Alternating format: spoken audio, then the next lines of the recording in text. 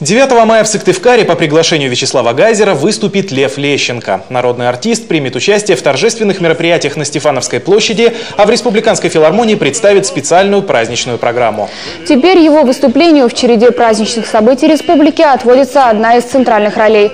Песни мэтра эстрады у многих россиян ассоциируются с Днем Победы. Но несмотря на это, в день 70-летия Победы Лещенко согласился выступить именно в Коме. А сегодня Вячеслав Гайзер поздравил с наступающим праздником ветеранов Карткировского района. По поручению президента он вручил труженикам тыла юбилейные медали и подарки.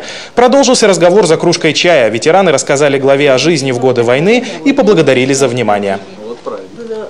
В честь 70-летия Победы в Сыктывкаре установят памятник танку Т-80. С таким предложением выступил столичный совет ветеранов. По замыслу авторов, боевую машину установят на постаменте мемориала сталинского наркома танковой промышленности и уроженца Уссысольска Вячеслава Малышева у 25-й школы. Евгений Ракин расскажет о деталях проекта.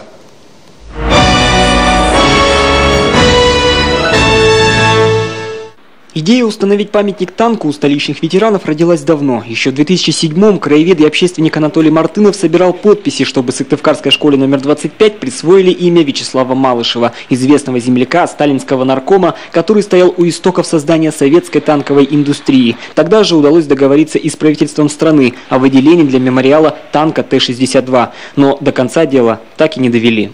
Сегодня на постаментах мемориала Малышева установлены 152-мм самоходка и 76-мм противотанковое орудие. Но производство этой боевой техники больше связано с именем советского маршала Устинова. Наш же именитый земляк Вячеслав Александрович Малышев внес неоценимый вклад в развитие танковой промышленности. Поэтому вполне логично, если перед 25-й школой будет красоваться памятник танку.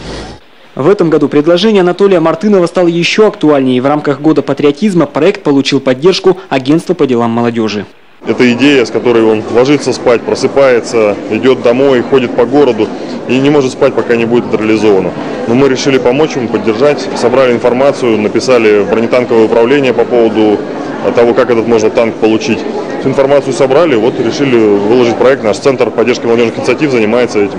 Мечта Анатолия Александровича установить памятник легендарному Т-34, но, к сожалению, сейчас ей не суждено сбыться. Все 34-ки уже распределены по мемориалам и музеям, поэтому выбор пал на Т-80. Сейчас боевая машина находится в городе Буй, Костромской области. Но это уж самое решило Министерство обороны. Логика там есть, потому что он выпускался на заводе имени Малышева.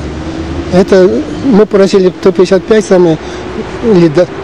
А Т-33 самое очень трудно найти. Сейчас нам его никто не даст даже за 5 миллионов.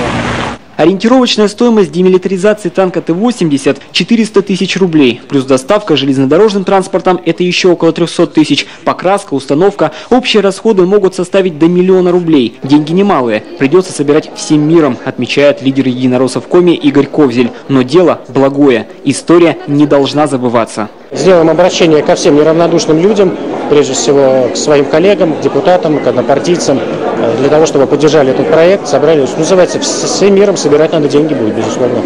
Т-80 был разработан уже после войны, в 70-е годы. Это был первый в мире серийный танк с газотурбинным двигателем. В то время он считался очень грозным оружием. Единороссы уверены, памятник такой славной боевой машине особенно оценят юные патриоты. Когда мы поставили Т-34 на площади перед Домом культуры, пацаны просто не слазили с него. Поэтому я думаю, что в рамках такого патриотического воспитания для молодых ребят, для пацанов, для девчат, это считаю, что очень важно. А самое главное то, что это увековечение памяти нашего земляка Малышева, что очень важно для всех сыктывкарцев, не только для сыктывкарцев, а для всей Республики Коми. Памятник танку Т-80 планируют установить до конца года. Организатором сбора средств для реализации проекта выступает партия «Единая Россия». Евгений Ракин, Владимир Шишкунов, телеканал Юрган, Сыктывкар.